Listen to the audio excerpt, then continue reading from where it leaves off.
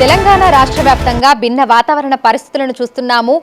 అక్కడక్కడ విపరీతమైనటువంటి ఎండ, అదేవిధంగా తేలికపాటి నుంచి మోస్తరు వర్షాలు కూడా కురుస్తున్నాయి. మరి బంగాళాఖాతంలో ప్రస్తుతం పరిస్థితి ఏ విధంగా ఉంది? రానున్న రోజుల్లో తెలంగాణ రాష్ట్ర వ్యాప్తంగా ఏ విధమైనటువంటి వాతావరణ పరిస్థితులు ఉండే అవకాశం ఉంది ఏంటి అనేది కూడా తెలుసుకుందాము. మనతో పాటు వాతావరణ శాఖ అధికారి శ్రావణి గారు ఉన్నారు. మిగతా విషయాలను ఆవిడ మాటల్లోనే అడిగి తెలుసుకుందాం. నమస్తే మ్యామ్. మ్యామ్, 2 రోజుల నుంచి చూస్తున్నాము అక్కడక్కడ తేలికపాటి నుంచి మోస్తరు వర్షాలు, ఎండ తీవ్రతకు కూడా ఉంటుంది. సో బంగాళాఖాతంలో ప్రస్తుతం పరిస్థితి ఏ విధంగా ఉంది అంటారు?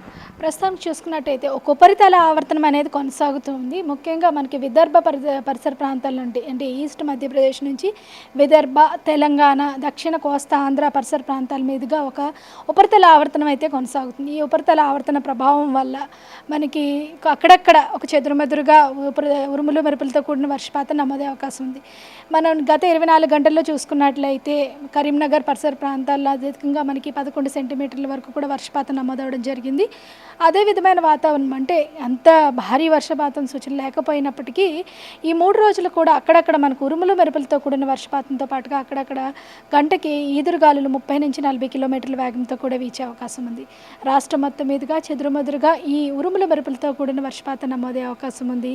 పగటిపూట కొద్దిగా ఎండవేడి వాతావరణం అన్న సాయంత్రం మధ్యాహ్నం 3-4 గంటల నుంచి కొద్దిగా మేఘావృతమైన వాతావరణం ఏర్పడి ఈ ఉరుములతో కూడిన వర్షపాతం నమోదే అవకాశం ఉందన్నమాట. రాష్ట్రం మొత్తం మీద ఇదే వాతావరణం మరో 3 రోజులు కొనసాగే అవకాశం ఉంది. అయితే అంటే కురిస్తే వర్షాలు కుండపోతగా కురుస్తున్నాయి, లేదు అని అంటే వర్షాలు ఒక్కసారి ఆగిపోతే ఎండ తీవ్రత ఉన్న పలంగా పెరిగిపోతుంది, ఎందుకు అంటారు? అంటే దాదాపుగా మనకి మాయిశ్చర్, ఎండ తీవ్రత అంటే ఉష్ణోగ్రతతో కాకుండా ఈ ఈ ఋతుపవనాల కాలంలో మనకి మాయిశ్చర్ అనేది ఎక్కువగా ఉంటుంది. అంటే హ్యూమిడిటీ, ఆర్ద్రత శాతం ఎక్కువగా ఉండడం వల్ల కొద్దిగా మనకి ఉష్ణోగ్రతలు వచ్చినప్పటికీ మనకి ఉక్కపోత వాతావరణం అనేది ఉంటుందన్నమాట. ఈ గాల్లో తేమ శాతం అధికంగా ఉండడము, కొద్దిగా ఉష్ణోగ్రత పెరిగేసి అంటే మేఘాలు పూర్తిగా క్లియర్ అయ్యి మనకి వచ్చినప్పుడు ఈ ఉష్ణోగ్రతలు పెరిగినప్పుడు కొద్దిగా ఆర్ద్రత, తేమతో కూడిన వాతావరణం వల్ల ఈ ఉక్కపోత వాతావరణం అనేది ఏర్పడుతూ ఉంటుంది. ఈ 3 రోజులు కూడా ఏంటంటే అక్కడక్కడ ఉరుములు మెరుపులతో కూడిన వర్షపాతం నమోదే అవకాశం కనిపిస్తుంది. సో గరిష్ట ఉష్ణోగ్రతలు ప్రస్తుతం ఎంత మేరకు నమోదవుతున్నాయని చెప్పుకోవచ్చు? ప్రస్తుతానికి సాధారణంగానే నమోదవుతున్నాయి. మనకి 30 నుంచి 31 మధ్యలోనే నమోదవుతున్నాయి. రాత్రిపూట ఉష్ణోగ్రతలు కూడా మనకి సాధారణంగానే నమోదవుతున్నాయి. 21 నుంచి 22 మధ్యలో నమోదవుతున్నాయి. కానీ తేమ శాతం కూడా రాష్ట్రం మొత్తం మీదుగా అధికంగా ఉంది. ముఖ్యంగా దక్కన్ పీఠభూమి ప్రాంతానికి చూసుకున్నట్లయితే మనకి అటే అరేబియా సముద్రం నుంచి కొంచెం తేమ వాతావరణం అనేది వస్తూ ఉంటుంది. అలాగే బే ఆఫ్ బెంగాల్ నుంచి కూడా ఏదైనా అల్పపీడనాలు ఏర్పడినప్పుడు అధిక నీటి ఆవిరి శాతం అనేది వస్తూ ఉంటుంది. ప్రస్తుతానికైతే మనకి ఈ ఉపరితల ఆవర్తన ప్రభావం వల్ల కొద్దిగా సాయంత్రం అయితే ఈ ఉరుములు మెరుపులతో కూడిన వర్షపాతం నమోదవుతుంది. అయితే ఉదయం నుంచి మధ్యాహ్నం వరకు మనకి ఎండ తీవ్రత ఉంటే సాయంకాలం సమయంలో క్యూములోనింబస్ మేఘాలు ఏర్పడి వర్షాలు అనేవి కురుస్తూ ఉంటాయి. ఈ 2-3 రోజుల్లో ఆ విధమైనటువంటి వర్షాలను ఎక్స్పెక్ట్ చేయొచ్చు అంటారా? అంటే క్యూములోనింబస్ మేఘాలు ఏర్పడకపోవచ్చు, కానీ క్యూములస్ వరకు ఏర్పడి అంటే దాదాపుగా 5 నుంచి 7 కిలోమీటర్ల ఎత్తు వరకు కూడా మేఘాలు విస్తరించి పూర్తిగా మనకి సాయంత్రం అయ్యేసరికి ఉరుముల మెరుపులతో కూడిన వర్షపాతాన్ని అయితే ఇస్తాయన్నమాట. సో రానున్న రోజుల్లో భారీ వర్షాలను మళ్ళీ ఎప్పుడు ఎక్స్పెక్ట్ చేయొచ్చు అంటారు? ప్రస్తుతానికి దాదాపుగా ఈ 5 రోజులు కూడా ఇటువంటి వాతావరణమే ఉంటుంది. మనకి ఇప్పుడు ఋతుపవనాలు తిరోగమన కాలంలో ఉన్నాయి. మనకి ఉత్తర రాజస్థాన్ పరిసర ప్రాంతాల్లో కొద్దిగా ఋతుపవనాలు తిరోగమనం అనేది కనిపిస్తూ ఉంది. మనకి వచ్చే వారంలో కానీ కానీ అల్పపీడన ప్రాంతాలు కానీ ఏమైనా ఏర్పడినప్పుడు మరింత ఎక్కువగా వర్షపాతం ఉండే అవకాశం ఉంది.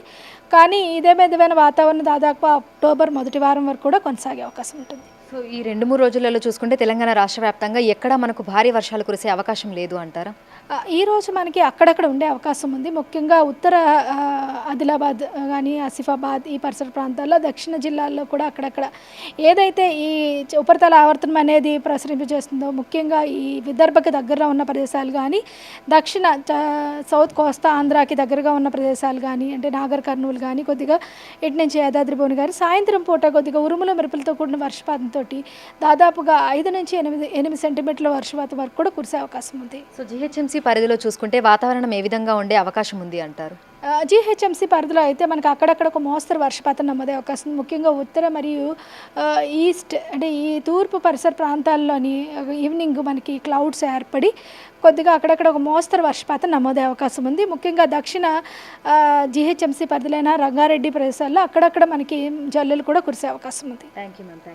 సో ప్రస్తుతం చూస్తే ఇటు హైదరాబాద్తో పాటు తెలంగాణ రాష్ట్ర వ్యాప్తంగా కూడా భిన్న వాతావరణ పరిస్థితులను అయితే చూస్తున్నాము. ప్రస్తుతం ఉపరితల ఆవర్తన ప్రభావంతో తేలికపాటి నుంచి మోస్తారు వర్షాలు కురిసే అవకాశం ఉన్నట్లుగా కూడా అధికారులు అయితే తెలుపుతున్నారు. అయితే ఉదయం నుంచి మధ్యాహ్నం వరకు కూడా ఉక్కపోత వాతావరణం అనేది ఉంటుంది. ఇక సాయంకాలం సమయంలో ఉరుములు మెరుపులు ఈదురుగాలులు గంటకు 30 నుంచి 40 కిలోమీటర్ల వేగంతో ఈదురుగాలులు వీస్తూ తేలికపాటి నుంచి మోస్తరు వర్షాలు అక్కడక్కడ భారీ వర్షాలు కురిసే అవకాశం ఉన్నట్లుగా కూడా తెలుపుతున్నారు. విడుదల వంశీతో అంజుమ, బిగ్ టీవీ, హైదరాబాద్.